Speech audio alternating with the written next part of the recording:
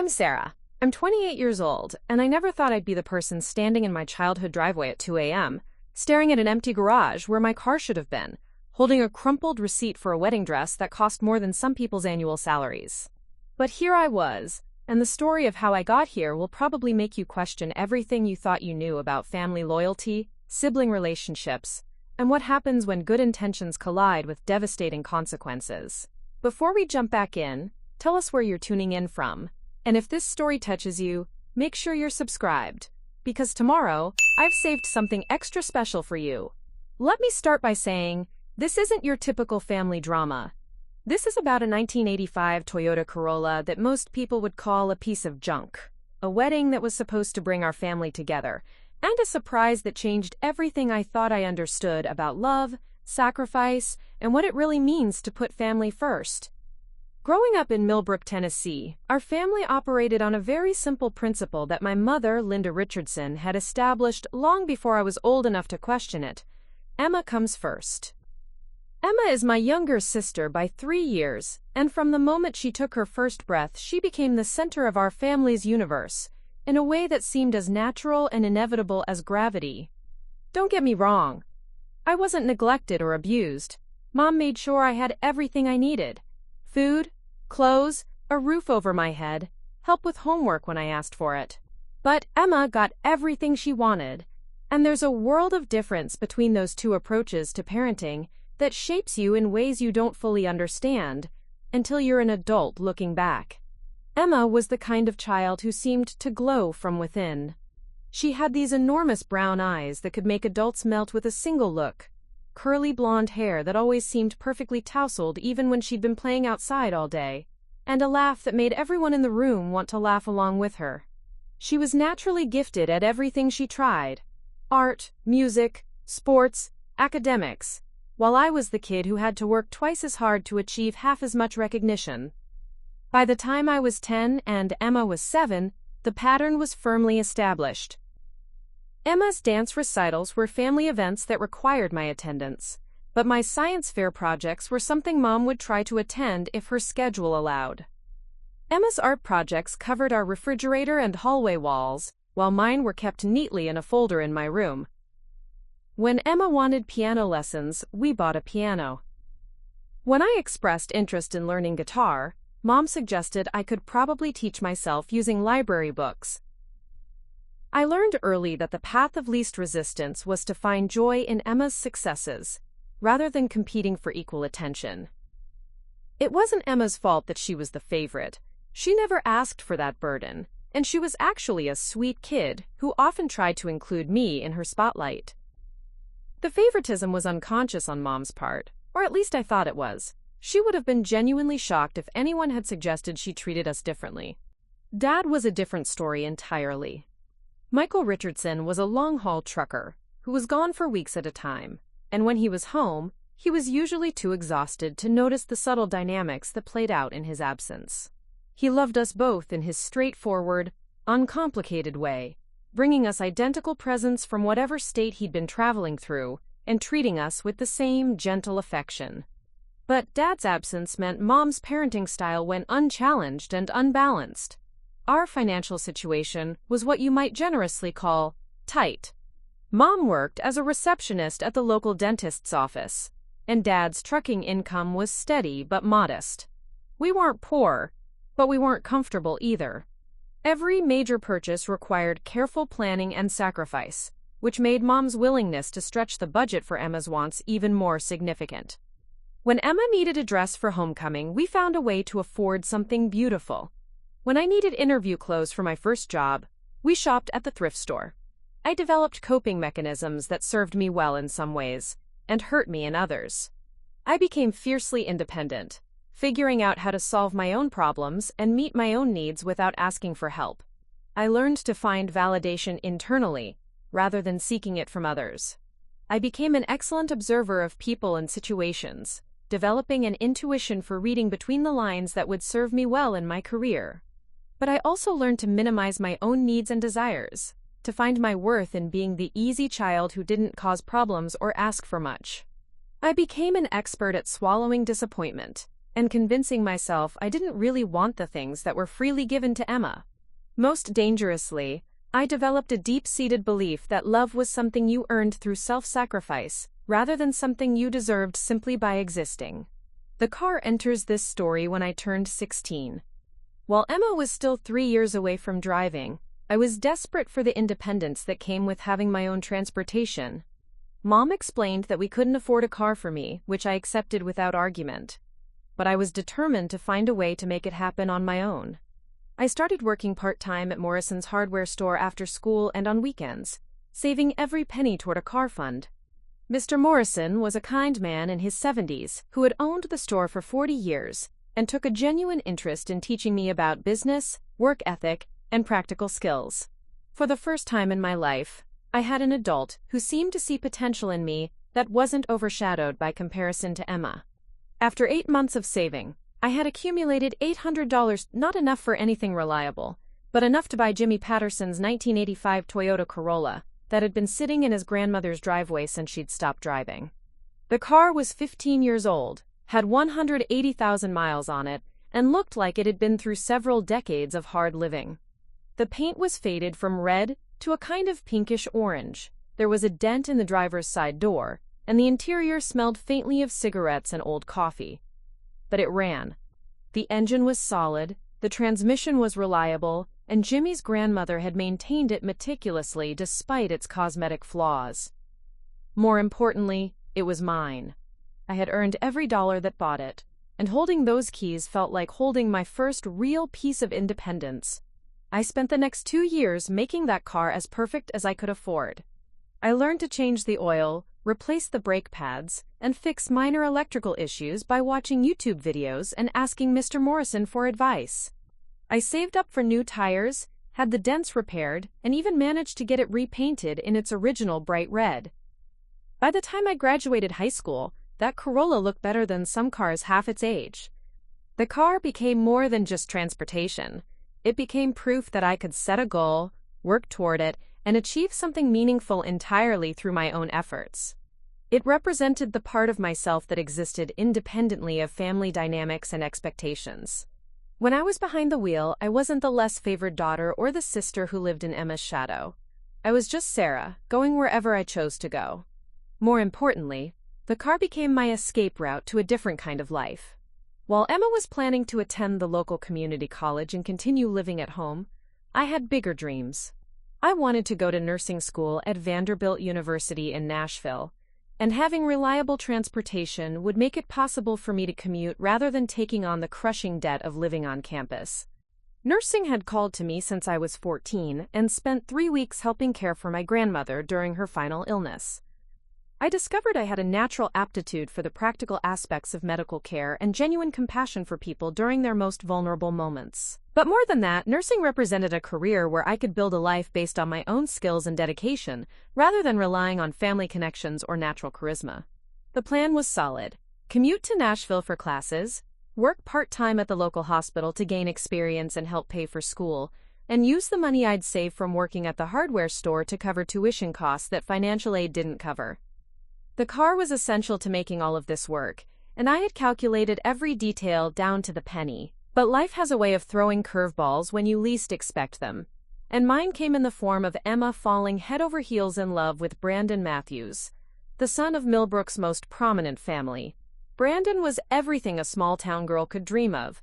Handsome, charming, college-educated, and heir to his family's successful construction business. When he proposed to Emma just 6 months after they started dating, it felt like a fairy tale coming to life.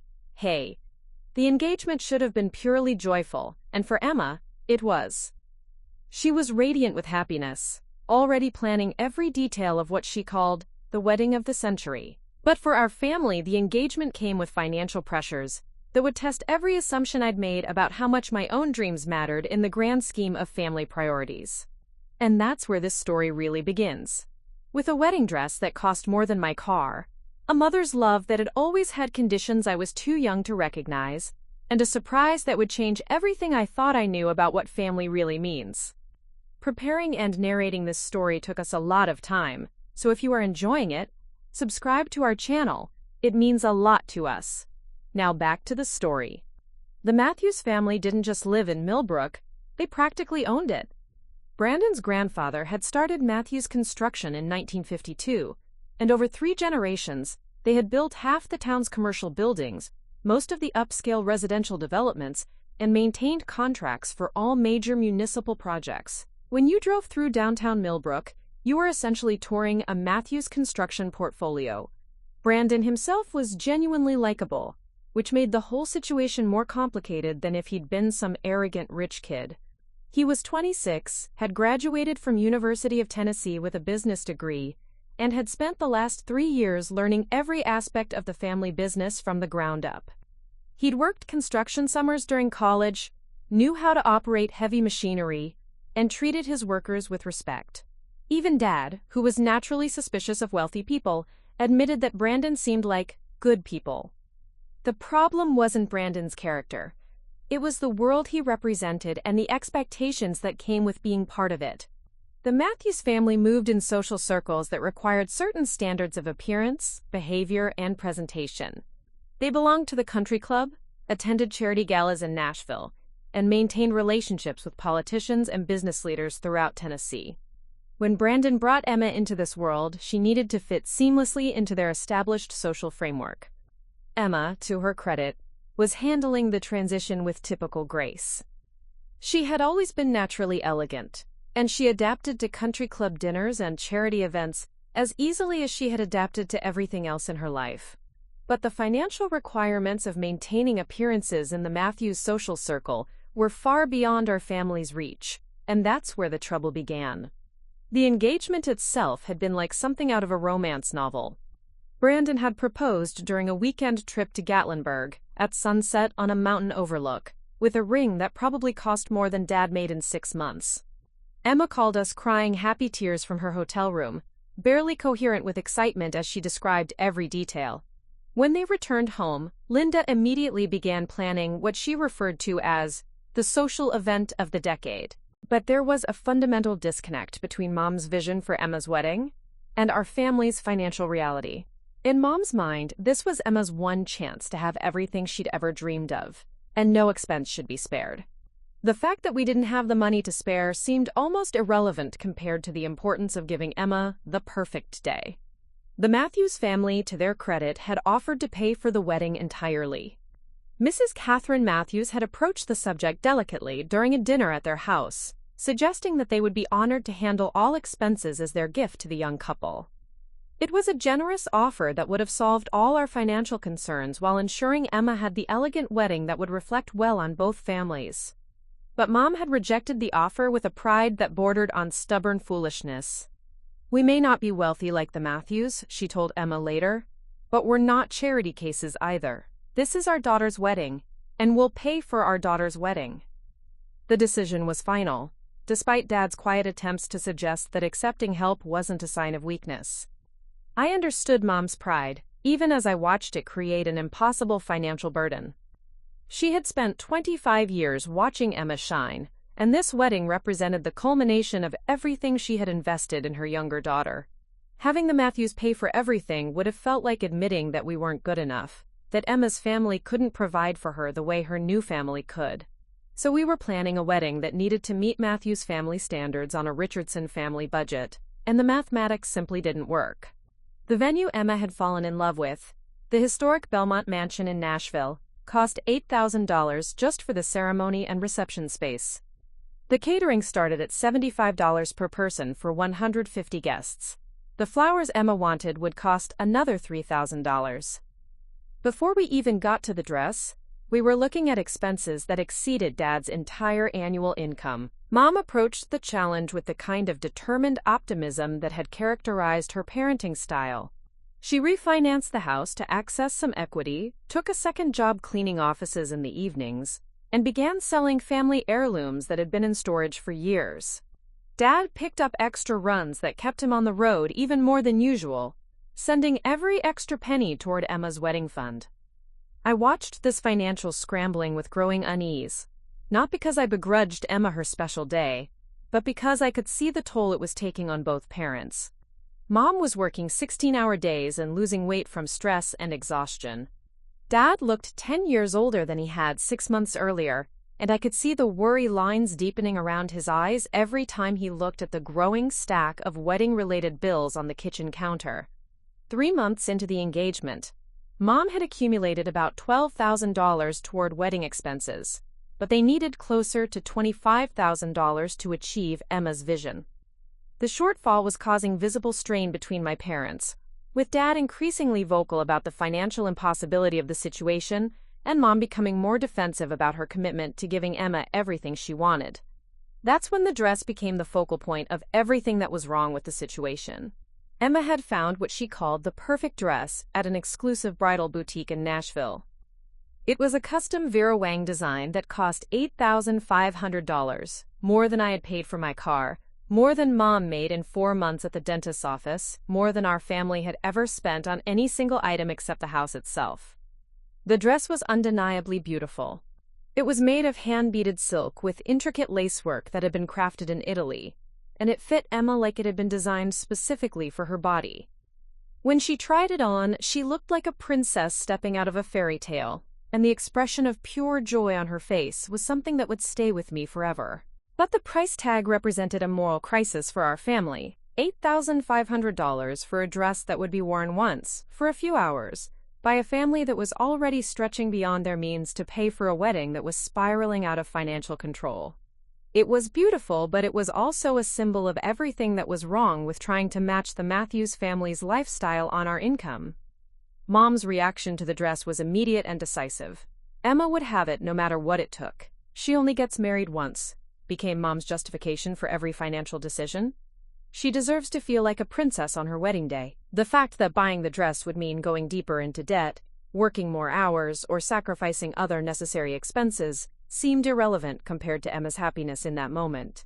I tried to approach the subject practically, suggesting that we could find equally beautiful dresses for a fraction of the cost, or that perhaps we could rent a designer dress instead of buying one. But my suggestions were met with the kind of dismissive response I had learned to expect whenever I questioned decisions related to Emma's happiness. "You don't understand," Mom told me during one particularly tense conversation. "This isn't just about a dress. This is about Emma starting her marriage feeling confident and beautiful. This is about our family showing the Matthews that we can provide for our daughter properly. This is about giving Emma the wedding she deserves after being such a wonderful daughter all these years." The implication was clear. Emma deserved the expensive dress because she was the wonderful daughter, while I, the practical daughter who asked uncomfortable questions about money, didn't understand what really mattered. It was a familiar dynamic, but seeing it play out over thousands of dollars that our family couldn't afford made the favoritism more painful than usual. Meanwhile, my own plans were becoming increasingly uncertain. I had been accepted to the nursing program at Vanderbilt, with classes starting in the fall. I had my car, my savings, and a part-time job lined up at Vanderbilt Medical Center that would provide both income and valuable experience. Everything was in place for me to start building the independent life I had been working towards since I was 16. But the family's financial crisis was affecting everyone, and I could see the stress it was putting on both parents. Dad's health was suffering from the extra hours and constant worry. Mom was running herself into the ground, trying to work enough hours to pay for Emma's dream wedding. The house felt like a pressure cooker, with everyone walking on eggshells around the subject of money and wedding expenses. I began to wonder if I should postpone nursing school for a year, maybe take a full-time job and contribute more to the family finances during this crisis. It felt selfish to pursue my own dreams while my parents were sacrificing their health and financial security for Emma's wedding. But every time I started to bring up the possibility of delaying school, I remembered how hard I had worked to get to this point, and how much my independence meant to me. The car had become even more symbolic during this period. It represented my ability to make my own choices, to have something that was truly mine in a family where everything else seemed to revolve around Emma's needs and desires. When I looked at my red Corolla in the driveway, I saw proof that I could work toward goals and achieve them without asking anyone else to sacrifice for my dreams. But I also began to notice the way Mom looked at the car sometimes, with an expression I couldn't quite interpret. It was the look someone gives when they're calculating, weighing options, considering possibilities. At the time, I thought she was just wondering if I really needed a car if I was going to be taking classes locally. I never imagined she was seeing a solution to the dress problem sitting right there in our driveway. The family dynamics around the wedding were becoming increasingly strained as the financial pressure mounted. Emma was blissfully unaware of the extent of the sacrifice being made for her special day. Mom had shielded her from the worst of the financial stress, wanting her to enjoy her engagement without worry. But Dad and I were both acutely aware of how unsustainable the situation had become. And that's when everything I thought I understood about family loyalty, about love, and about what we owed each other was about to be tested in ways I never could have imagined. The breaking point came during what should have been a routine family dinner on a Wednesday evening in late March. Dad had just returned from a particularly grueling 3-week haul that had taken him through 12 states and back, and he looked exhausted in a way that went beyond simple physical tiredness. His shoulders sagged with the weight of financial pressure, and when he thought no one was looking, I caught him rubbing his temples in the way he did when stress headaches struck. Mom had prepared his favorite meal, meatloaf with mashed potatoes and green beans, but the atmosphere around our kitchen table was anything but celebratory. Emma was showing us photos on her phone from her most recent dress fitting, chattering excitedly about minor alterations and how the seamstress had said she had never worked on a more beautiful bride. Her happiness was genuine and infectious, but it felt surreal given the financial crisis brewing just beneath the surface of our family conversations. The seamstress said I could pick up the dress next Friday, Emma announced, scrolling through pictures of herself in the $8,500 Vera Wine creation. She also suggested these amazing shoes she saw at a boutique downtown. They're only $400 and they would be perfect with the dress. Dad's fork paused halfway to his mouth. $400 for shoes, on top of everything else we were already struggling to afford.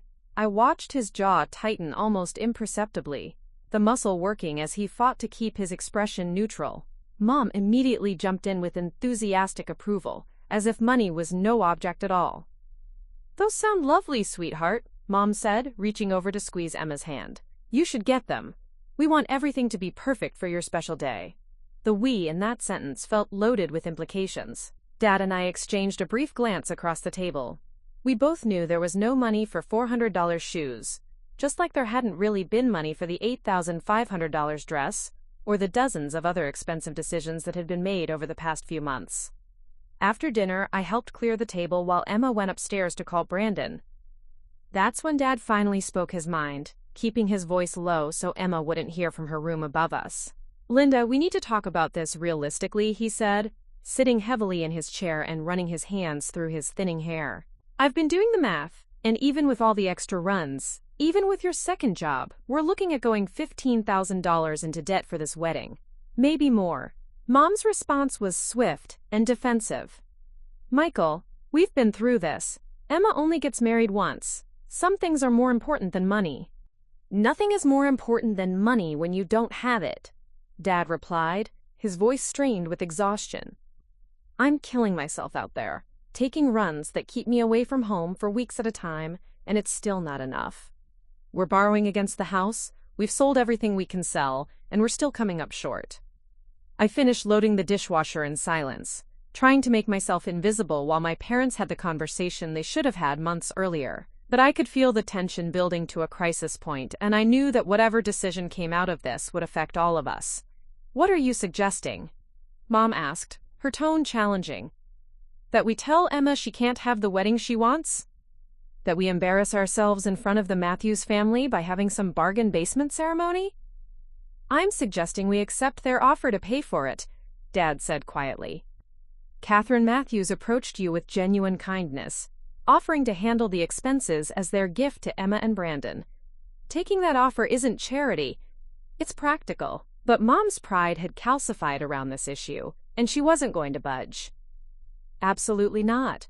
I will not have the Matthews family thinking we can't provide for our own daughter. I will not start Emma's marriage by having her in-laws feel like they need to take care of us financially.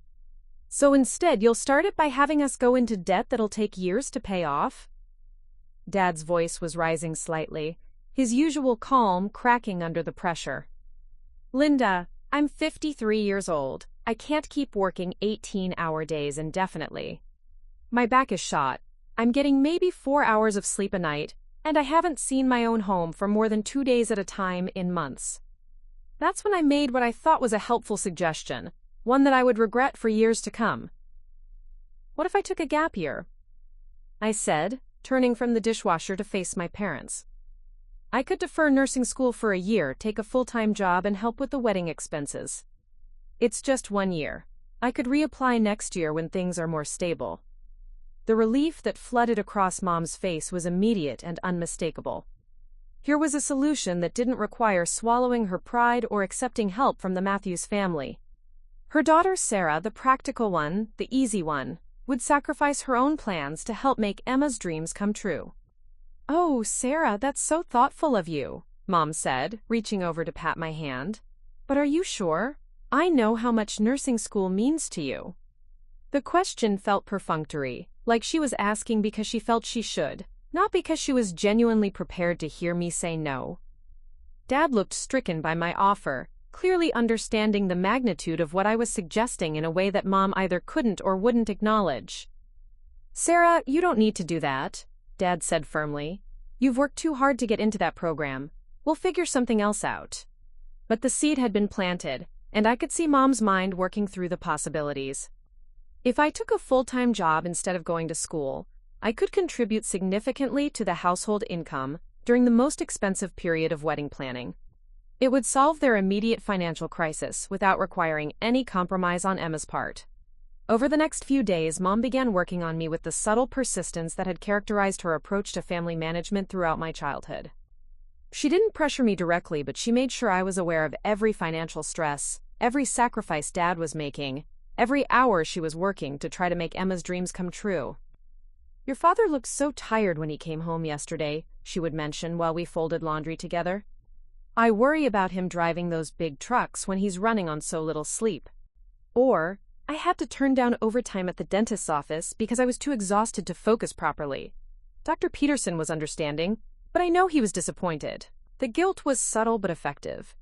I began to feel selfish for pursuing my own education while my parents were sacrificing their health and financial security for Emma's wedding. The car that had once represented my independence started to feel like a luxury I couldn't justify when my family was in crisis. But what really pushed me toward agreeing to defer school was a conversation I overheard between Mom and Emma one evening when they thought I was out. I had come home early from my shift at the hardware store and heard their voices in the living room as I came through the front door. "I just feel so guilty about all the money," Emma was saying, her voice thick with tears.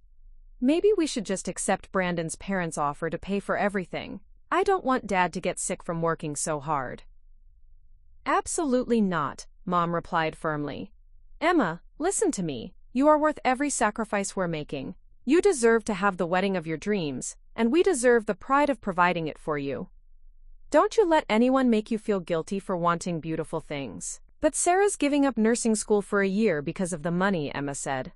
"That doesn't seem fair." "Sarah made that choice herself," Mom said. "And it's only 1 year. Education will always be there, but you only get married once. Besides, taking a year to work and save money will probably be good for Sarah. Give her some real-world experience before she starts school." The casual way Mom dismissed the significance of my sacrifice was breathtaking. A year of my life, a year of delayed career progress, a year of watching my classmates move ahead while I stayed behind. All of it reduced to probably good for Sarah, and education will always be there. But what struck me most was Emma's genuine concern. My sister, despite being the favored child, despite being accustomed to having her needs prioritized, was troubled by the sacrifices being made for her wedding. She wasn't the entitled princess I sometimes made her out to be in my more resentful moments. She was a 25-year-old woman who was beginning to understand the true cost of her fairy tale wedding. That night, I lay in bed staring at the ceiling and wrestling with the decision that seemed to have already been made for me. I could defer nursing school, take a full-time job, and help my family through this financial crisis. It was the responsible thing to do, the loving thing to do. It was what the good daughter would do. But I couldn't shake the feeling that I was being asked to sacrifice my future for Emma's one perfect day. And that somehow this had become not just acceptable, but expected. The pattern that had defined our family for as long as I could remember, Sarah's needs coming second to Emma's wants, was playing out on the biggest scale yet. The next morning, I told Mom I would defer nursing school for a year, The relief and gratitude in her expression made me feel simultaneously proud and hollow. I was solving the family crisis, but I was also confirming that my dreams were less important than Emma's, that my future could be put on hold for everyone else's immediate needs.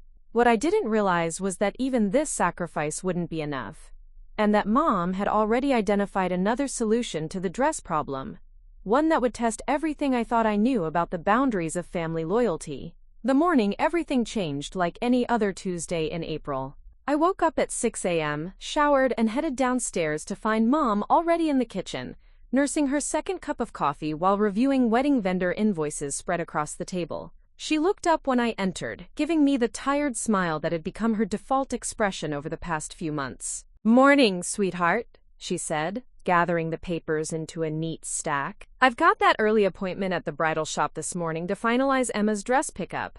Then I'm covering the afternoon shift at Dr. Peterson's office. Will you be at the hardware store today?" I nodded, pouring myself coffee from the pot she'd made. "Mr. Morrison wants me to help with inventory this week. Should be there until around 5. It was a routine conversation, the kind we'd had hundreds of times before. Nothing in Mom's demeanor suggested that she had already made a decision that would turn my world upside down. She seemed calm, almost relieved, in a way that should have been my first warning sign. I kissed her cheek goodbye and headed out to my car, the faithful red Corolla that had been my companion for the past 3 years. The morning was crisp and clear, perfect driving weather, and I felt the familiar sense of freedom as I turned the key and heard the engine purr to life. The radio was playing an old country song Dad liked, and I found myself humming along as I drove through downtown Millbrook toward Morrison's Hardware. The day at work was busy but pleasant. Mr. Morrison had decided to reorganize the entire store's inventory system, and he'd asked me to help catalog everything from screws and bolts to power tools and garden supplies. It was methodical work that I found oddly soothing, and the hours passed quickly as we worked our way through each section of the store. Around noon, Mr. Morrison treated me to lunch at Patterson's Diner, our usual spot when we were working long days together. We sat in our regular booth by the window, and he listened with genuine interest as I told him about my plans to start nursing school the following year instead of this fall. "That's a real sacrifice you're making for your family," he said, stirring sugar into his iced tea. "Your parents raised a good daughter, Sarah. Not many young people would put their own plans on hold to help with family finances." His words warmed me, but they also highlighted the weight of the decision I'd made.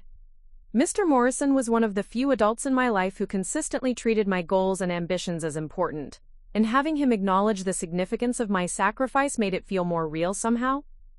"It's just 1 year," I said, repeating the phrase that had become my mantra. "Family comes first, right?"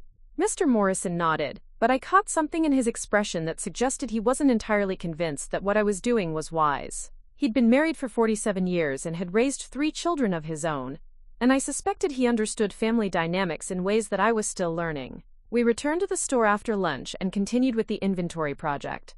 Around 3 p.m., my phone buzzed with a text message. I was balanced on a ladder, counting boxes of electrical outlets on a high shelf, so I didn't check it immediately. When I finally climbed down and looked at my phone, the message was from an unknown local number. "Hi, this is Jessica from CarMax in Nashville. We have your car here for the evaluation you requested. When would you like to discuss our offer?" I stared at the message in confusion, reading it 3 times before the words fully registered. CarMax was a used car dealership where people sold their vehicles. I had never requested an evaluation of my car, had never been to CarMax, had never even considered selling my Corolla. There had to be some mistake. I called the number immediately, my hands beginning to shake as possibilities started forming in my mind. "CarMax Nashville, this is Jessica speaking. Hi, this is Sarah Richardson. I got a text about a car evaluation, but I think there might be some confusion. I never requested an evaluation." "Oh," Jessica said, and I could hear papers rustling in the background. "Let me check on that. Sarah Richardson, red 2000 Toyota Corolla? 1985, I corrected automatically, my stomach dropping. "But I never." "Actually, it looks like the evaluation was requested by Linda Richardson. She said she was handling the sale for you while you were at work. She's here now completing the paperwork." The words hit me like a physical blow. Mom was at CarMax with my car, completing paperwork to sell my car. Without telling me, without asking me, without any warning whatsoever. Ma'am? Jessica's voice seemed to be coming from very far away. Are you still there? Yes, I managed to whisper. Yes, I'm here. Can you tell me what's happening exactly? Well, your mother brought in the vehicle for evaluation this morning. We made an offer of $7,200, which she accepted. She's signing the final paperwork now and should be finished within the next few minutes. $7,200. Almost exactly what she needed for Emma's dress after the seamstress fees and alterations. The math was precise, calculated, deliberate. I need to speak with her, I said, my voice stronger now as shock gave way to something much darker. Can you put her on the phone? Of course. Just one moment. The wait felt eternal. I could hear muffled voices in the background, and then Mom's voice came through the phone, artificially bright and cheerful. Sarah, sweetheart! I was just about to call you. I have the most wonderful news. What are you doing? The words came out flat, emotionless, because I couldn't trust myself to express what I was actually feeling. I solved our dress problem, Mom said, as if she'd just figured out how to fix a leaky faucet rather than selling my car without permission. I found a way to get the money for Emma's dress without having to worry about the finances anymore. You sold my car. I traded your car for Emma's happiness, Mom corrected gently. And before you get upset, let me explain why this is actually a wonderful solution for everyone. I closed my eyes, gripping the phone so tightly my knuckles went white. Mr. Morrison had noticed my distress and was hovering nearby, his face creased with concern. Sarah, honey, Mom continued in the same reasonable tone. You're not going to nursing school this year anyway, so you don't really need the car for commuting. And with you working locally at the hardware store, you can walk or bike or get rides when you need them. This way, Emma gets her dress, we don't go further into debt, and you're making this incredible sacrifice for your sister's happiness. Each word felt carefully chosen, designed to make her decision sound logical and generous, rather than the devastating betrayal it actually was. She had turned my sacrifice into her justification, my deferral of school into her reason for taking away my independence. You had no right, I said, my voice still eerily calm. That car belongs to me. I paid for it. I've been making the insurance payments. You had absolutely no right to sell it without asking me. Sarah, I'm your mother. I have every right to make decisions that are best for this family, and this decision benefits everyone. Emma gets her dress, we avoid more debt, and you get to feel good about contributing to your sister's happiness. The manipulation was breathtaking in its audacity. She had stolen my car and was trying to convince me that I should be grateful for the opportunity to contribute to Emma's wedding in such a meaningful way. Where am I supposed to go to work? I asked. How am I supposed to get around? How am I supposed to have any independence at all without a car? We'll figure all that out, Mom said dismissively. Your father and I both managed fine without cars when we were your age. This is just temporary until you get back on your feet financially. But it wasn't temporary, and we both knew it. With the money from my car going to Emma's dress, with my decision to defer school for a year, with our family's finances stretched to the breaking point, there would be no money for me to buy another car anytime soon. Mom had effectively trapped me in Millbrook, dependent on others for transportation, unable to easily leave even if I wanted to. I'm coming to get you, I said. Don't leave until I get there. Sarah, the paperwork is already signed. The transaction is complete. I'm sorry you're upset, but this was the right decision for our family. I said don't leave until I get there, but I was talking to a dial tone. She had hung up on me. I stood in the middle of Morrison's hardware store, holding my phone and trying to process what had just happened. My mother had sold my car. The car I had worked 8 months to afford. The car I had spent 2 years improving and maintaining. The car that represented my independence and my ability to make my own choices. And she had done it without a word of warning or consultation. Mr. Morrison approached carefully, as if I might shatter if he moved too quickly. Sarah, what's wrong? My mother sold my car, I said, the words sounding surreal even as I spoke them. She sold my car to pay for my sister's wedding dress. Mr. Morrison's face went through several expressions: confusion, disbelief, and finally anger on my behalf. She did what now? She took my car to CarMax this morning while I was at work, sold it for $7,200, used the money for Emma's dress. I was reciting facts because emotions felt too dangerous to engage with right now. Without asking you? Without telling me? Mr. Morrison shook his head slowly. That's not right, Sarah. That's not right at all. I asked if I could leave early, and he immediately agreed, offering to drive me to Nashville to confront Mom at the dealership. But I knew it was too late for confrontation to change anything. The paperwork was signed, the money was probably already being transferred, and my car was gone. Instead, I called Dad. Dad answered on the first ring, which told me he'd been expecting trouble. When you drive trucks for a living, you develop an instinct for when emergencies are brewing at home, and something in his voice suggested he'd sensed the storm coming before I even spoke. Sarah, what's wrong? Dad, where are you right now? I asked, trying to keep my voice steady. About 2 hours outside Nashville, heading home. I finished my delivery early and thought I'd surprise your mother by getting back tonight instead of tomorrow morning. Why? What's happened? 2 hours outside Nashville. That meant he had no idea what Mom had done.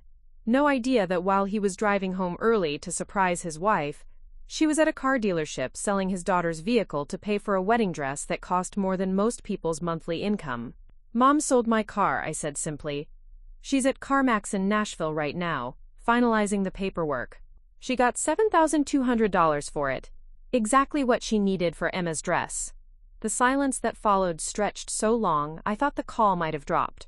Finally, Dad's voice came through, low and dangerous in a way I'd never heard before. She did what? She took my car this morning while I was at work. Told CarMax she was handling the sale for me. I found out when they texted me about completing the evaluation I never requested. Jesus Christ! Dad rarely swore, and hearing him curse told me everything I needed to know about his reaction. Sarah, I'm so sorry. I had no idea she was even considering. I never would have allowed this if I'd known. I know, Dad. I know you didn't know. Stay where you are. I'm turning around and heading to that dealership right now. Maybe we can stop this before.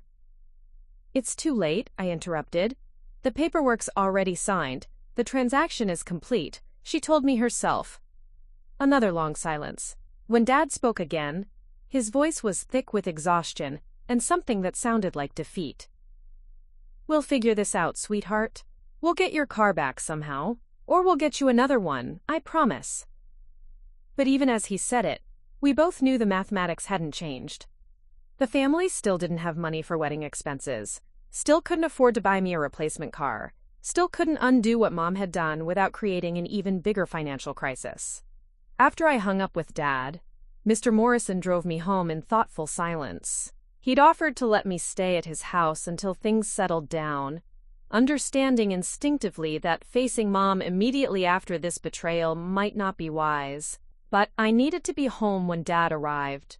I needed to witness the conversation that would determine whether this family could survive what Mom had done. The house felt different when I walked through the front door, though nothing had physically changed. It was the same kitchen where we'd eaten breakfast that morning, the same living room where Emma had shown us pictures of her dress just days earlier. But now it felt like enemy territory, a place where my belongings weren't safe, where my trust had been violated in the most fundamental way possible. Mom wasn't home yet, which gave me time to process what had happened and prepare for the confrontation that was coming. I sat at the kitchen table, staring at the stack of wedding invoices she'd left there, trying to understand how we'd reached this point. The dress receipt was on top of the pile, as if she'd placed it there deliberately. $8,500 for a single garment that Emma would wear for maybe 6 hours.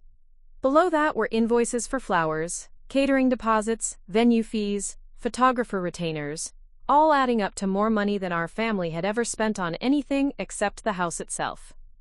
I found myself looking at these numbers with new eyes, seeing them not as necessary expenses for Emma's happiness, but as choices that had led directly to the theft of my car. Each invoice represented a decision to prioritize Emma's wants over everyone else's needs, including the basic respect owed to family members about their personal property. My phone buzzed with a text from Emma. OMG, Sarah. Mom just called and said the dress is fully paid for. I can pick it up tomorrow. Thank you so much for deferring school to help with the money. You're the best sister ever. Red heart. The message hit me like a slap. Emma had no idea that her dress had been purchased with the money from selling my car. In her mind, my sacrifice was limited to deferring nursing school for a year. She thought she was thanking me for my time and potential earnings, not for losing my independence and primary means of transportation. I stared at the message for a long time, trying to decide how to respond. Emma's gratitude was genuine, but it was based on incomplete information. She was thanking me for a sacrifice I had chosen to make while remaining oblivious to the sacrifice that had been forced upon me without my knowledge or consent. Before I could figure out how to reply, I heard Dad's truck pulling into the driveway with the aggressive rumble that meant he was angry. Car doors slammed, and I heard 2 sets of footsteps approaching the front door, Dad's heavy work boots and Mom's lighter step. She had apparently finished at CarMax and encountered Dad on her way home. They entered the kitchen together, and the tension between them was immediately obvious. Dad's face was flushed with anger and exhaustion from his rushed drive back to Nashville, while Mom wore the defensive expression she got when she knew she was in trouble but wasn't ready to admit wrongdoing. "Sarah," Mom said immediately, as if beginning the conversation with my name would somehow diffuse the situation. "I know you're upset, but if you'll just let me explain why this was the right thing to do." "Linda." Dad's voice cut through her words like a blade. "Sit down. We need to have a conversation about what you did today, and Sarah deserves to hear every word of it." Mom hesitated, clearly wanting to handle this privately with Dad rather than having to defend her actions in front of me. But Dad's expression made it clear that this wasn't a request. "I did what was necessary for this family," Mom said, taking a seat across from me at the kitchen table. "I found a solution to our financial crisis that didn't require going further into debt or accepting charity from the Matthews family." "You stole Sarah's car," Dad said flatly. "You took something that belonged to her and sold it without her permission. That's theft, Linda. That's what we call it when someone takes something that doesn't belong to them." "It's not theft when it's for the good of the family," Mom replied, her voice rising slightly. "Sarah wasn't even using the car for its intended purpose anymore, since she's not going to school this year. All it was doing was sitting in our driveway, depreciating in value, while we struggled to pay for Emma's wedding." The logic was breathtaking in its selfishness.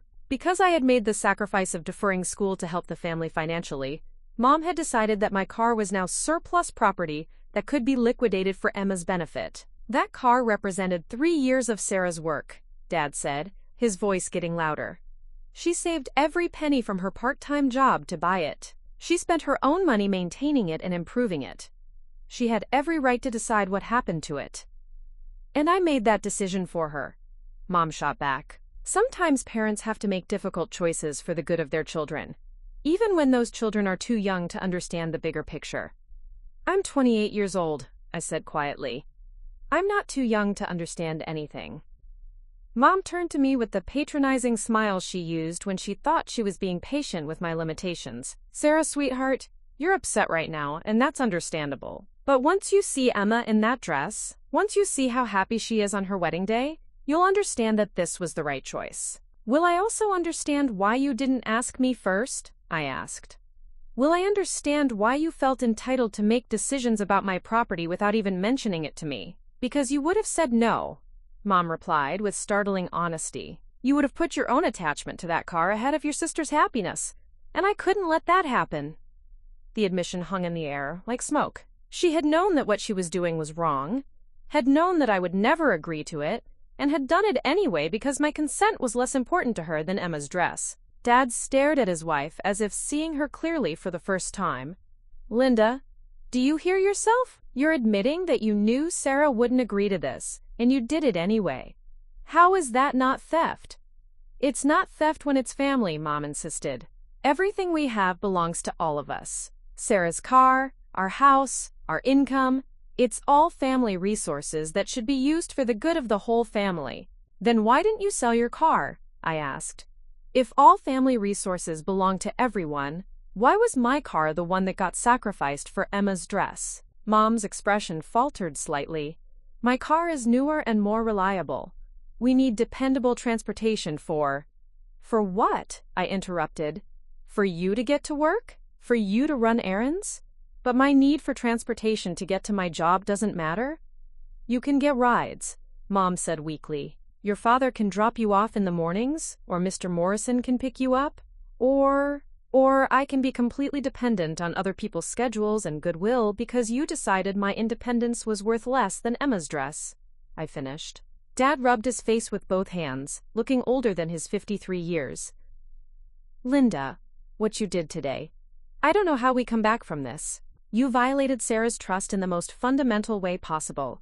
You took something that meant everything to her and sold it without even asking. I did what needed to be done, Mom repeated, but her voice lacked the conviction it had carried earlier.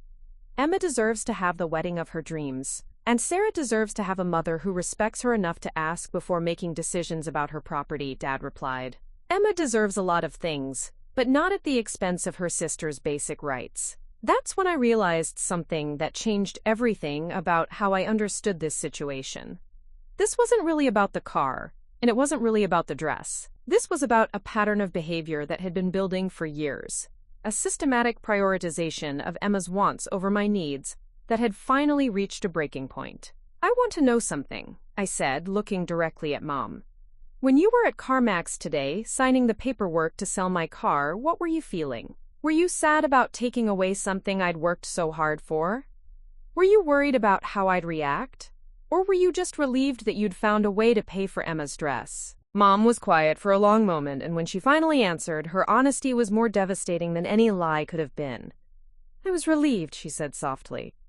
I was relieved that I'd found a solution that didn't require disappointing Emma or accepting help from the Matthews family. I was proud that I'd figured out a way to give my daughter the wedding she deserved. Your daughter, I repeated. Which daughter was that, Mom? Because last I checked, you had two. The silence that followed my question seemed to stretch for hours, though it was probably only seconds. Mom's face went through a series of expressions: confusion, recognition, and finally something that looked almost like fear as she realized what I was really asking. Sarah, that's not fair, she said finally, her voice smaller than before. You know I love you both equally. Do I? I asked, standing up from the table, because from where I'm sitting it looks like you have one daughter whose happiness is worth any sacrifice, and another daughter whose sacrifices make that happiness possible. Dad watched this exchange with growing understanding, pieces of a puzzle finally clicking into place for him. He'd been on the road so much over the years that he'd missed the subtle daily dynamics that had shaped our family, but now he was seeing the full picture for the first time. Linda, Dad said quietly, when's the last time you made a sacrifice for Sarah, the way you just made Sarah sacrifice for Emma? Mom opened her mouth to respond, then closed it again. The answer was obvious to all of us. She never had. In 28 years, Mom had never asked Emma to give up something important for Sarah's benefit. She had never sold Emma's possessions to solve Sarah's problems. She had never expected Emma to defer her dreams so Sarah could pursue hers. It's different, Mom said weakly. Emma has always been more sensitive, more emotional. She needs more support. She needs more support, or she just expects it? I asked. Because there's a difference, Mom. Emma expects special treatment because she's always received it. And I expect to be overlooked because that's what I've learned to accept. The conversation was interrupted by the sound of the front door opening, and Emma's voice calling out cheerfully from the hallway. I'm home! Mom, did you get the dress situation figured out? Brandon wants to take us to dinner to celebrate. The three of us looked at each other in panic. Emma had no idea what had transpired that day. No idea that her dress had been purchased with money from selling my car. No idea that she was about to walk into the middle of a family crisis that centered around her wedding. In here, sweetheart, Mom called back, her voice artificially bright. Emma appeared in the kitchen doorway, practically glowing with happiness. She was holding her phone and a small shopping bag, clearly having spent the afternoon celebrating the resolution of the dress crisis. When she saw our faces, Dad's angry exhaustion, Mom's defensive tension, my obvious distress, her smile faltered. What's wrong? She asked immediately. Did something happen? You all look terrible. I looked at Mom, waiting to see if she would tell Emma the truth about how her dress had been paid for. This was her chance to own what she had done, to explain her decision to the daughter who had benefited from it. But Mom said nothing. She just sat there, letting the silence grow uncomfortable while Emma looked between us with increasing concern. "Mom sold my car today," I said finally, since apparently honesty was going to be my responsibility. "She took it to CarMax while I was at work and sold it for $7,200. That's how she paid for your dress." The color drained from Emma's face as the implications hit her. "She… what?" "Without asking me," I continued. "Without telling me. I found out when CarMax texted me about completing an evaluation I never requested." Emma turned to Mom with an expression of horror. "Mom, tell me that's not true." "Emma, sweetheart, let me explain," Mom began, but Emma cut her off. "You sold Sarah's car, her car that she worked for and saved for and loves? You sold it to pay for my dress?" "I found a solution to our financial crisis," Mom said, falling back on the justification she'd been using all evening. "I found a way to get you the dress you wanted without going further into debt." Emma stared at her mother as if seeing a stranger. "I never asked you to sell Sarah's car. I never asked you to take something that belonged to her. How could you think I would want my dress if it meant stealing from my sister?" "It's not stealing when it's family," Mom repeated, but the words sounded hollow now, even to her. "Yes, it is," Emma said firmly. "Taking something that belongs to someone else without their permission is stealing, regardless of who does it or why they do it." I felt a surge of gratitude toward my sister.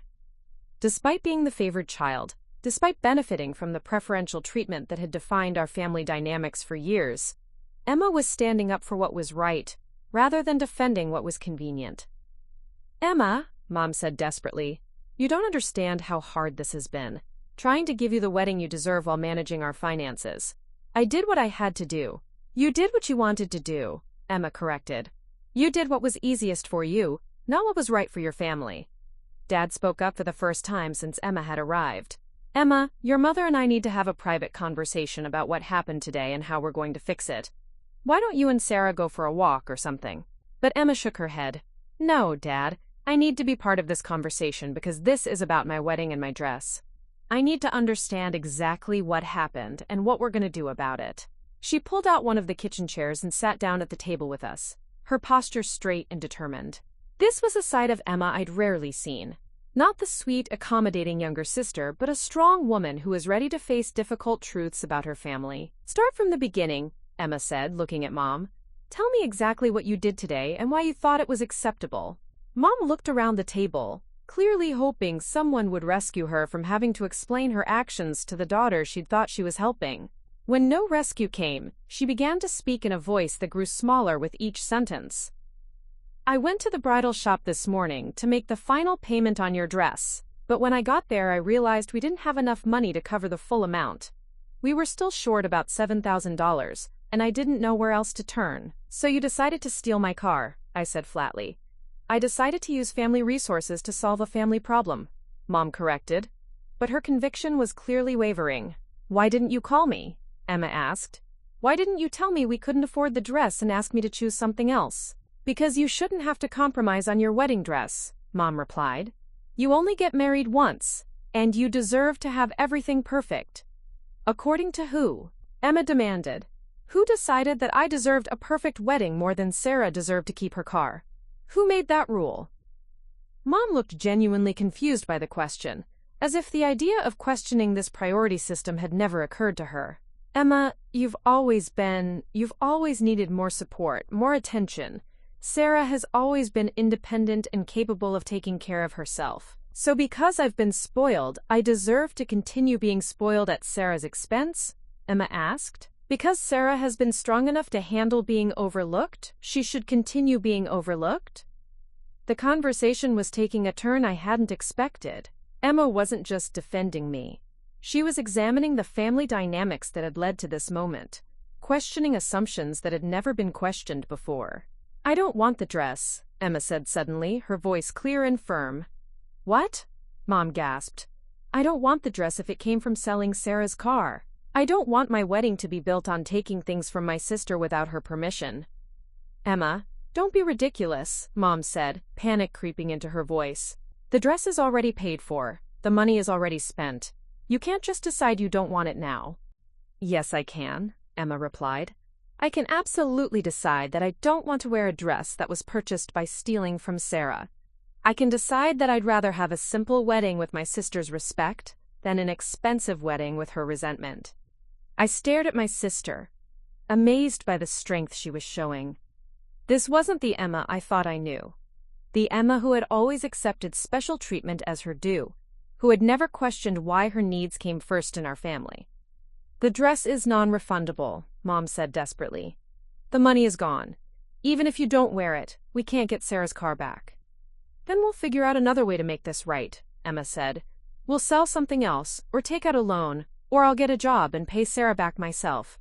But I will not start my marriage by allowing my mother to steal from my sister." Dad had been listening to this exchange with visible pride in Emma's moral stance and growing anger at his wife's continued justifications. Finally, he stood up from the table, his decision clearly made. "Linda, here's what's going to happen," he said, his voice carrying the authority that came from years of making difficult decisions on the road. "Tomorrow morning, you're going to call CarMax and see if there's any way to reverse the sale. If there isn't, you're going to figure out how to get Sarah another car of equal value." "With what money?" Mom asked. "With whatever money it takes," Dad replied. "We'll take out a loan against the house if we have to. We'll cash in our retirement savings. We'll do whatever is necessary to fix what you broke today." "And if I refuse?" Mom asked, a trace of defiance still in her voice. Dad looked at her with an expression I'd never seen before. Disappointment so deep, it seemed to change the fundamental nature of their relationship. "Then you'll be dealing with a lot more than just replacing Sarah's car," he said quietly. "You'll be dealing with the consequences of choosing Emma's dress over your marriage, because I will not stay married to someone who thinks it's acceptable to steal from our children." The ultimatum hung in the air like a thunderclap. In all my years of watching my parents navigate disagreements, I had never heard Dad speak to Mom with such finality, such absolute moral clarity. Emma reached across the table and took my hand. "Sarah, I am so sorry. I'm sorry Mom did this to you, and I'm sorry I didn't see how unfairly you've been treated all these years. But I promise you, we're going to make this right." For the first time since receiving that text from CarMax, I felt something other than anger and betrayal. I felt hope that maybe, despite everything that had been broken that day, something important might actually be repaired. The next morning, I woke up to the sound of hushed but intense conversation coming from the kitchen. Dad's voice was steady and determined, while Mom's responses were increasingly desperate and defensive. I checked my phone, 6:30 a.m. Dad must have been up all night, planning his next moves. I dressed quickly and made my way downstairs, finding Dad at the kitchen table with his laptop open, a notepad covered in his neat handwriting, and his phone beside him. Mom sat across from him looking defeated, her usual morning energy completely absent. "Good morning, Sarah," Dad said, looking up from his screen. "I've been doing some research since about 4 this morning." Mom glanced at me nervously, then back at Dad. "Michael, please don't drag Sarah into this. We can handle this as adults." "You should have thought about handling this as adults before you stole from your daughter," Dad replied, without looking up from his laptop. "Sarah deserves to know what options we have and what steps we're taking to fix this." I poured myself coffee and sat down at the table, noting the papers Dad had organized into neat stacks. There were printed pages about vehicle sales laws in Tennessee, consumer protection regulations, and what appeared to be contact information for several car dealerships and legal aid organizations. "What did you find out?" I asked. Dad turned his laptop toward me, showing a website for Tennessee consumer protection laws. "Technically, what your mother did constitutes theft of property worth more than $1,000, which is a felony in this state. Even though she's your mother, she had no legal right to sell your car without your permission." Mom's face went pale. "Michael, you wouldn't actually—" "I'm not saying we're going to press charges," Dad continued, "but I want everyone to understand the seriousness of what happened yesterday. This wasn't just a family disagreement about money. This was a crime." He flipped to a different page in his notebook. "I called CarMax when they opened at 8. Explained the situation to a manager named David Chen. The good news is that they haven't processed the title transfer yet, so technically the sale could still be reversed. Hope flared in my chest. So I could get my car back? There's a catch, Dad said, glancing at Mom. CarMax would reverse the sale, but they'd charge a cancellation fee of $500. Plus, we'd have to pay for any reconditioning work they've already done on the vehicle. All told, it would cost us about $800 to get your car back. That's not the real problem, though, Mom said quietly. The real problem is that I already transferred the $7,200 to the bridal shop yesterday afternoon. The dress is fully paid for, and they have a strict no-refund policy for custom alterations. Dad's jaw tightened. So you moved the money immediately, knowing it would make it harder to reverse what you'd done. I wanted to secure Emma's dress before anything could go wrong, Mom said defensively. I didn't think. You didn't think Sarah would find out? Or you didn't think she'd object? I asked. Mom didn't answer, which was answer enough. Emma appeared in the kitchen doorway, already dressed for work but looking like she hadn't slept much either. Any progress? She asked, settling into the chair beside me. Dad updated her on the conversation with CarMax and the situation with the bridal shop. Emma listened with increasing frustration, shaking her head at Mom's immediate transfer of the money. So what are our options? Emma asked. Dad consulted his notebook again. Option 1. We pay the $800 to reverse the CarMax sale and figure out how to eat the $7,200 loss on the dress. That would get Sarah's car back, but put us deeper in debt. Option 2? I asked. We accept that the car is gone and focus on getting you a replacement vehicle of equal value.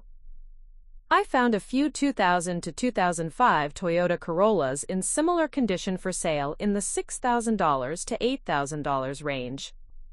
We could potentially find something comparable. Emma leaned forward. What about option 3?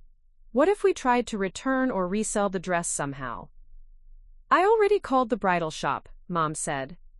Spoke to the manager, explained that there had been a family financial crisis. They're sympathetic, but they've already done the custom alterations. The dress is cut specifically for Emma's measurements and can't be resold to another customer. What about consignment? I suggested. There are shops that specialize in selling used wedding dresses. Dad had already researched this possibility. Most consignment shops for wedding dresses offer about 40 to 60% of retail value, and that's if they can sell it at all. A $8,500 dress might bring in $3,000 to $4,000, and only after it actually sells, which could take months.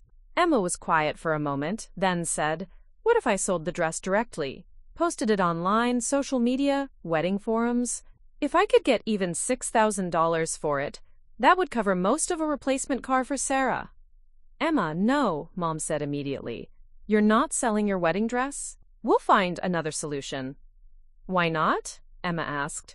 It's just a dress. I can find another dress that doesn't come with the emotional baggage of being purchased through theft. The word theft made Mom flinch visibly. She was still struggling to accept that what she'd done could be characterized so harshly, but hearing it from Emma seemed to carry particular weight. Besides, Emma continued, Brandon and I have been talking, and we've decided we want a smaller, simpler wedding anyway. Something more intimate and personal. The whole elaborate affair was really more about impressing his parents than about what we actually wanted. This was news to all of us. Mom looked stricken at the thought of all her planning and sacrifice being dismissed in favor of simplicity. When did you decide this? Mom asked. We've been discussing it for weeks, Emma said. Yesterday's crisis just confirmed that we were right. We don't want to start our marriage with family debt and hurt feelings. We want to start it with integrity and family harmony. Dad smiled at Emma, clearly proud of her maturity. That's very wise of you both. So here's what I propose, Emma said, addressing the whole table. I sell the Vera Wang dress and use that money to buy Sarah a replacement car. I find a simpler, less expensive dress for the wedding. We scale back the other wedding expenses to match our actual budget, not our aspirational one. And if the Matthews family objects to the simpler wedding, Mom asked, then they'll have to adjust their expectations, Emma said firmly. Brandon has already talked to his parents about this. They were actually relieved when he suggested scaling back. They never wanted us to feel pressured to have a wedding we couldn't afford. I looked at my sister with new respect. Emma, you don't have to do this. You don't have to give up your dream dress because of what Mom did. Yes, I do, Emma replied, because it's not my dream dress anymore. Now it's the dress that was bought by stealing from my sister. Every time I looked at it, every time I wore it, I would think about how it was purchased. That's not the kind of memory I want associated with my wedding. Dad closed his laptop and pushed it aside. All right, let's make this official.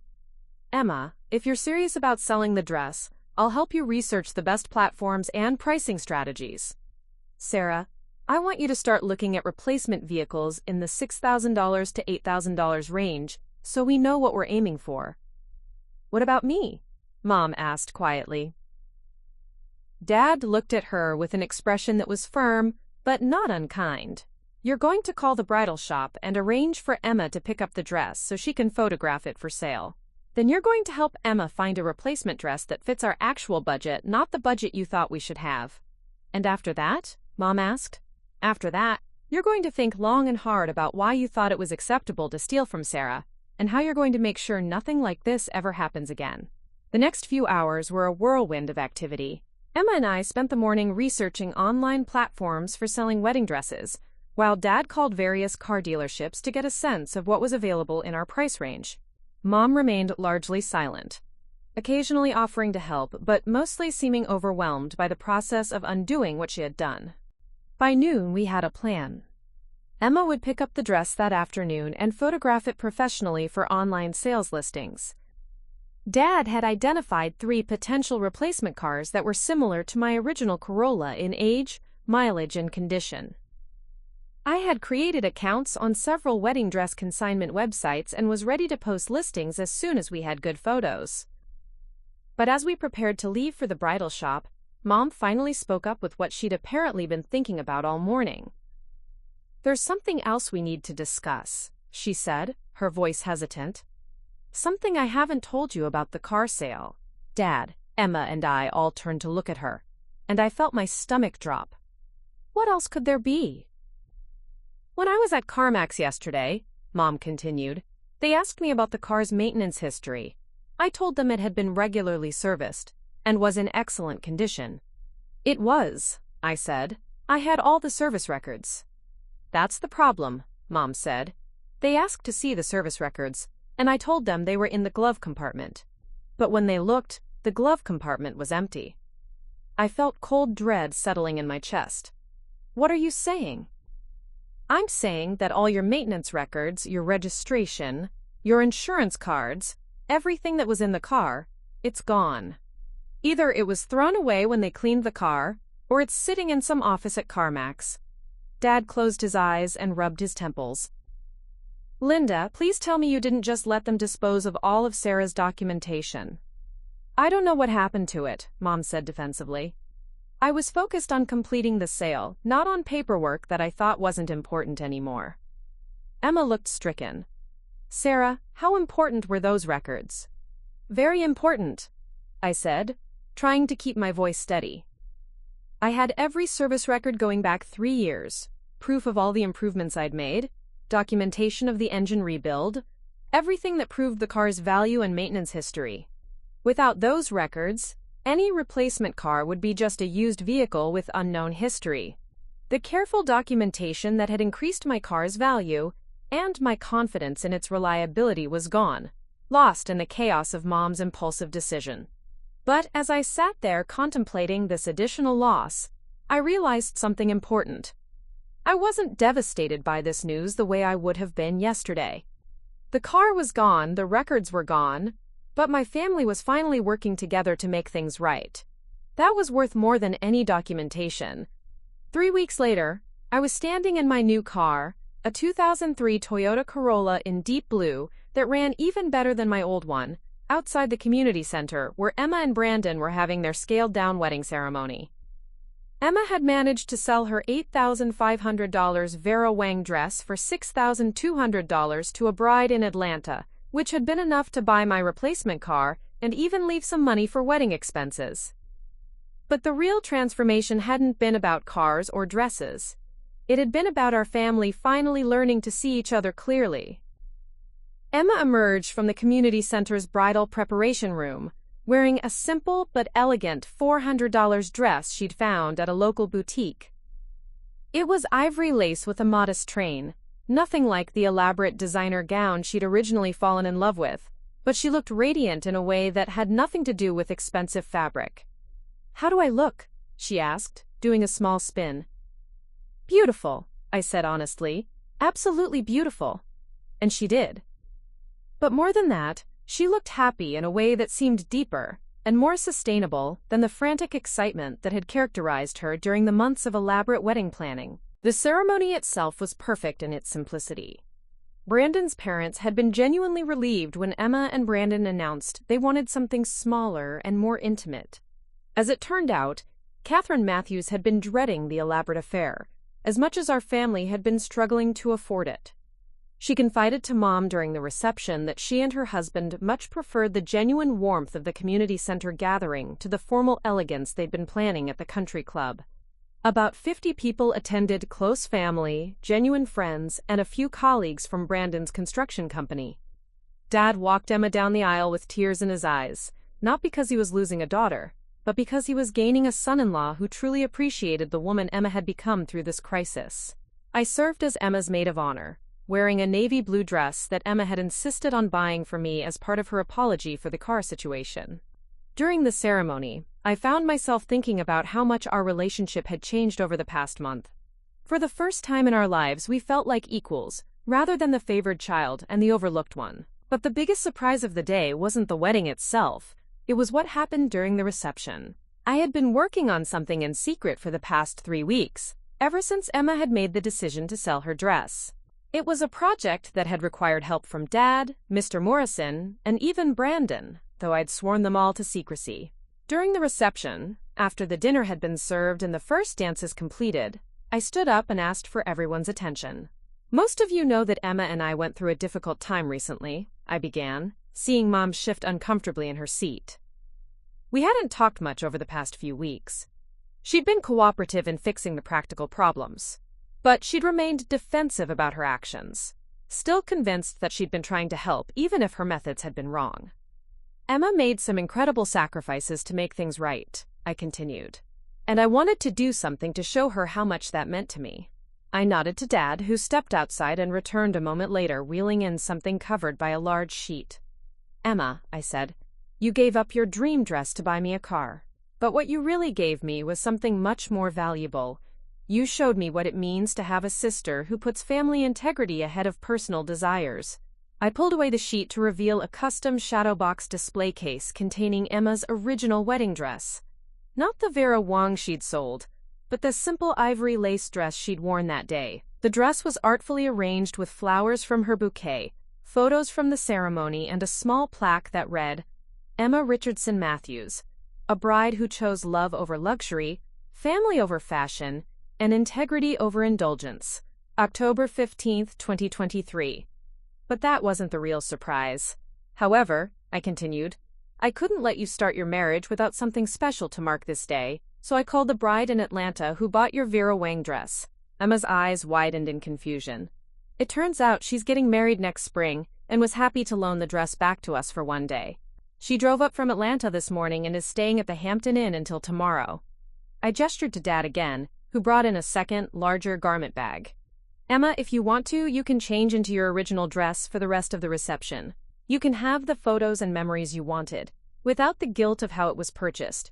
It doesn't belong to us anymore, so there's no tainted history. It's just a beautiful dress that a kind stranger was willing to share for your special day." Emma stared at the garment bag for a long moment, then looked around the room at all the people who had gathered to celebrate her marriage. Her eyes filled with tears, but she was smiling.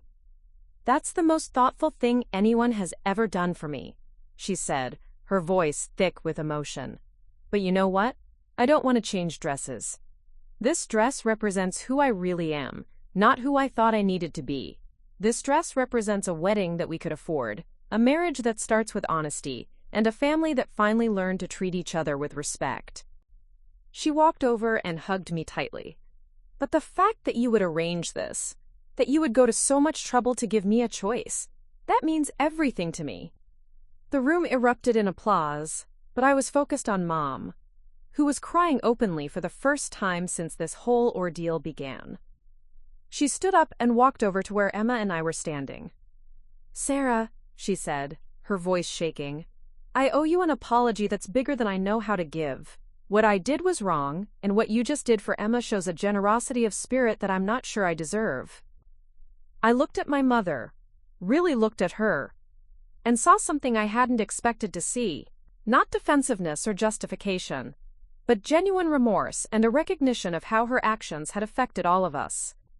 "I've been thinking a lot about what you asked me that night," Mom continued. "About which daughter I was referring to when I said I was proud to give my daughter the wedding she deserved. The truth is, I've spent so many years treating Emma like she was fragile and you like you were strong that I forgot you both deserve to be protected and celebrated equally." She took a deep breath before continuing. "Emma did deserve a beautiful wedding, but so do you, when your time comes.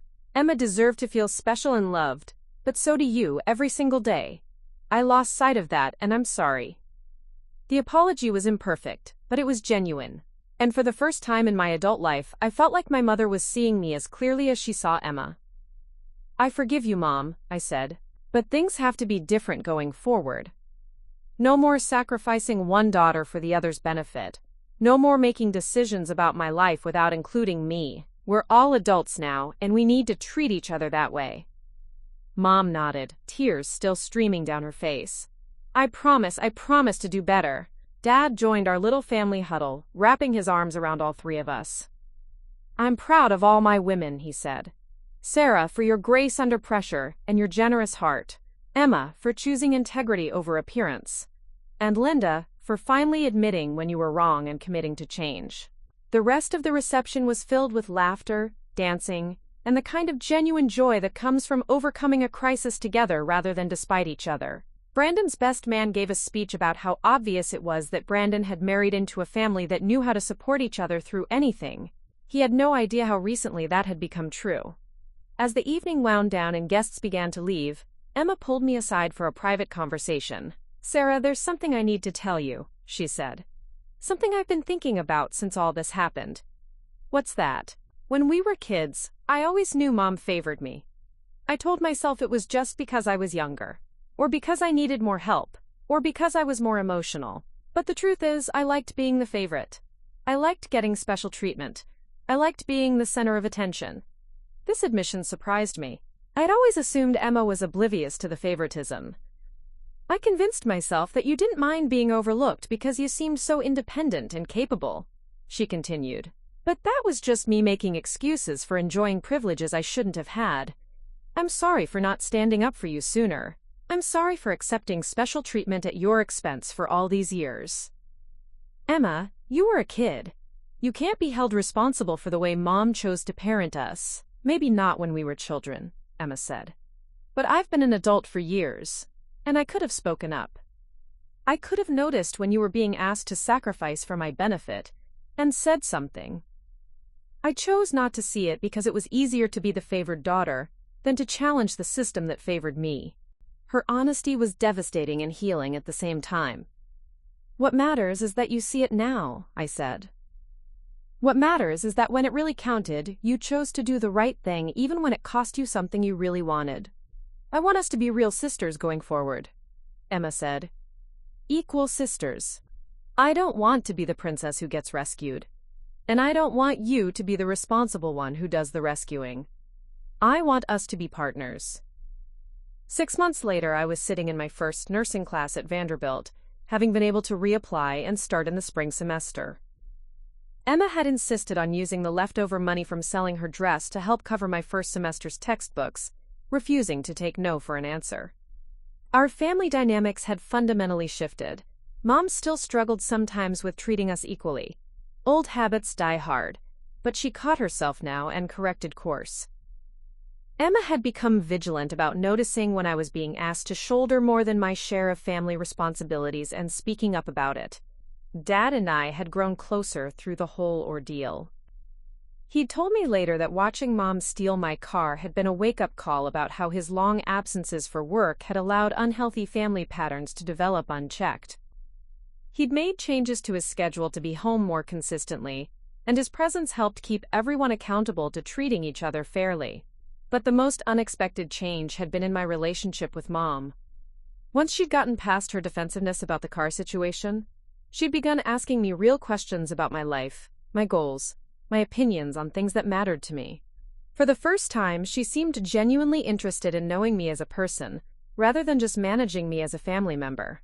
The day I graduated from nursing school 2 years later, both of my parents were in the audience cheering loudly when my name was called. Emma and Brandon drove up from Millbrook for the ceremony, and Emma cried harder than Mom when I walked across the stage to receive my diploma. Afterward, as we were taking pictures outside the auditorium, Mom pulled me aside.